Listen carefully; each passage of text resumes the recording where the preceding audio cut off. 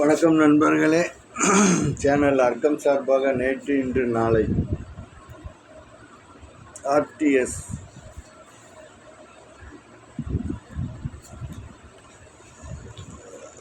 செந்தில் பாலாஜி ஒரு சின்னதாக ஒரு அறிக்கை ஒன்று கொடுத்துருக்காரு. எந்த செந்தில் பாலாஜி அப்படின்னு சொல்லிட்டு நினைக்காதீங்க, நம்ம 10 ரூபாய் செந்தில் பாலாஜி தான். சமீபத்தில் அமலாக்கத்துறையால் கைது செய்யப்பட்டு மயக்க நிலையை இதுலேயே யூரின்லாம் பாஸ் பண்ணி இந்த இதோட அப்புறம் அவர் இதில் மருத்துவமனையில் அவரை சேர்த்து கடைசியில் ஹார்ட்டை ஓப்பன் பண்ணி அவருக்கு சர்ஜரிலாம் பண்ணியிருக்குது. அவர் அந்த செந்தில் பாலாஜி தான். அமலாக்கத்துறையால் கைது செய்யப்பட்ட செந்தில் பாலாஜி. அவர் ஒரு அறிக்கை கொடுத்துருக்காரு. அவர் என்ன சொல்கிறாருன்னாக்கா, தர தேயும் அளவுக்கு நம்ம கழக பொதுச் செயலாளர் எடப்பாடியார் ஊர்ந்து போனாராம். எதற்காக ஊர்ந்து போனார்? ஊர்ந்தாருன்னா வச்சுப்போம். எதற்காக ஊர்ந்து போனார்? எப்பாடுபட்டாவது இந்த கழகத்தை காப்பாற்ற வேண்டும் என்ற ஒரே காரணம். செந்தில் பாலாஜி அவர்களே, நன்றாக நினைவு வைத்துக் கொள்ளுங்கள். இப்பாடுபட்டாவது இந்த இயக்கத்தை காப்பாற்றப்பட வேண்டும். எங்களுடைய மரியாதைக்குரியவர் எடப்பாடியார். அந்த ஒரே காரணத்துக்காக தான் அவர் ஊர்ந்தே போனார்.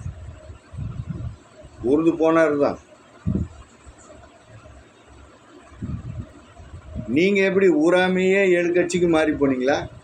மதிமுக, அதிமுக, அமமுக, அப்புறம் இப்போ திமுக.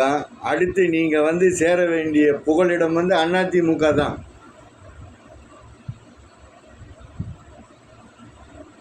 வேற வழி கிடையாது. திரும்ப அங்கே தான் வந்தாகணும். சரி, அதையெல்லாம் நாங்கள் அந்த நேரத்தில் ஒதுக்கி தள்ளிடுவோம். ஆனால் நீங்கள் தப்பு செஞ்சுருந்தாக்கா அதுக்கான தண்டனை நீங்கள் அனுபவித்து தரணும். அது அடுத்த இதுக்கு வரும். தலை தேயும் அளவுக்கு இது பண்ண முதல்வராகி பதவி சுகம் கண்டவுடன் அந்த கால்களையே வாரிவிட்ட பழனிசாமி. யார் காலை யார் வாரி விட்டது? பதவி பிரமாணம் ஏற்றுக்கிட்டாரு. அந்த அம்மா சிறைச்சாலைக்கு போயிட்டாங்க. அந்த அம்மா கழக உறுப்பினர் கிடையாது. அந்த அம்மா அப்படின்றது சசிகலா அம்மா. அந்த அம்மா மீது எங்களுக்கெல்லாம் மிகுந்த மரியாதை உண்டு. அவரை நாங்கள் தவறானவர் அப்படின்னு சொல்லிட்டு சொல்ல மாட்டோம். இப்போ திரும்ப அதுக்குள்ளே போய் அதில் ஆராய வேண்டிய அவசியமே கிடையாது.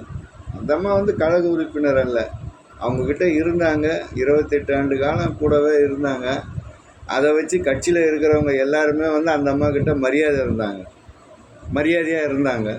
இப்போ அவங்க கழகத்தினுடைய பொதுக்குழு உறுப்பினரால் தேர்வு செய்யப்பட்டவர் இன்றைக்கி கழகத்தினுடைய பொதுச் செயலாளர். இன்றைக்கி அவர் இருக்கிறார். அவங்க காலம் ஏன்? இவங்க கட்சி யார்? இது யார்?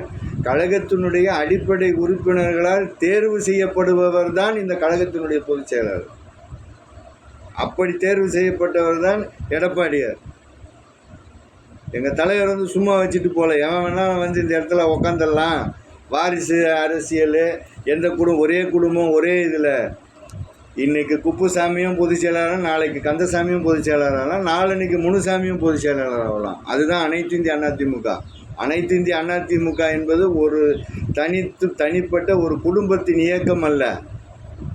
இது மக்கள் இயக்கம், மக்களுக்கான இயக்கம். மக்களுக்காகவே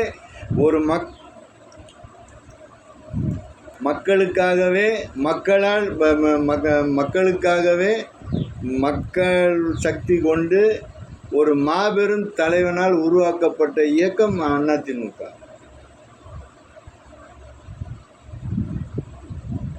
இதில் என்ன காலை வாரி விடுறதுக்கும் கீழே தள்ளி விடுறதுக்கும் என்ன வேலை இருக்கிறது?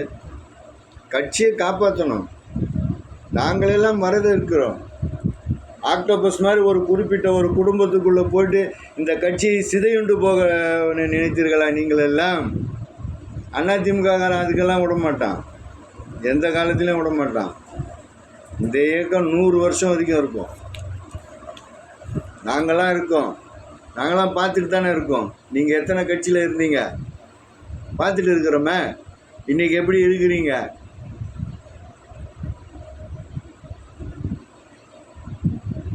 பாஜகவிடம் அடமானம் வைத்து விட்டார். பாஜகவிடம் வந்து அவர் அடமானம் வச்சாரா?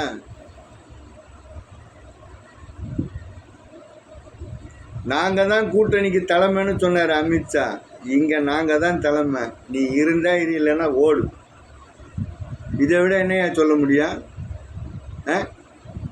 இதான் குருமூர்த்தி பேசினார், துக்ளக் ஆசிரியர். என்னால் அவரை வச்சு என்ன பண்ணுறேன்னு. அப்படின்னா என்ன அர்த்தம்? அவரை வச்சுட்டு நான் என்ன பண்ண? நான் சொல்கிறது புரியல அப்படின்னு தானே அர்த்தம்.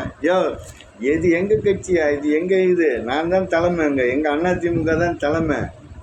நாங்கள் தான் இங்கே இது பண்ணுவோம். அப்படி தானே நாங்கள் வந்து அதை வந்து தூக்கி எறிஞ்சிருக்கோம். அப்புறம் என்ன? ஒரு இஸ்லாமான நான் எடப்பாடியாரை நான் நம்புகிறேன். எல்லா முஸ்லீமும் வந்து திமுக ஓட்டு போட்டுருவானுங்களா? எவ்வளோ நாளைக்கு போட்டுட்டு இருப்பாங்க? இவனை கதை சொல்லிட்டு இருக்காங்க. நாங்கள் வந்து வாக்குச்சாவடிக்கு போகும்போதே 12%, இந்த வாட்டி பார்ப்போம், 12% வாக்குகளுடனே நீங்கள் வந்து உள்ளே போகிறீங்களா நாங்கள் பார்க்குறோம். நாங்கள் ஏமாற்றிட்டு அலையிறீங்களா நீங்கள்? பிஜேபி கூட கூட்டணி சேர்ந்துடும். ஒரே வார்த்தையில் சொல்லிட்டேன், ஒட்டும் இல்லை உறவும் இல்லை. 2024 எப்போதுமே கூட்டணி இல்லைன்னாரு. அப்புறம் இன்னும் என்ன சொல்லணும்? ஆளாளுக்கு நீங்கள் பேசிட்டேன். நேற்று முந்தானால கூட ஒரு மந்திரி வந்தேன், எங்கேயோ பேசிட்டு இருக்கிறான். அவங்க பிஜேபி கூட வந்து கள்ள உறவை பற்றி நீங்கள் பேசுகிறீங்களா? நீங்கள் தான் கள்ள உறவுலேயே இருப்பீங்க எனி நேரம், எந்த நேரமும். அமலாக்கத்துறை இங்கே வருது, ஏன் துரைமுருகனுக்கு அர்த்தராத்திரியில் திடீர்னு ஓடுறாரு டெல்லிக்கு? அப்போ என்ன நல்ல உறவாது? எங்களுக்கு யாரோட நாங்கள் வந்து தனித்தடிப்போம். உங்களை அடிக்கிற அடி எல்லாமே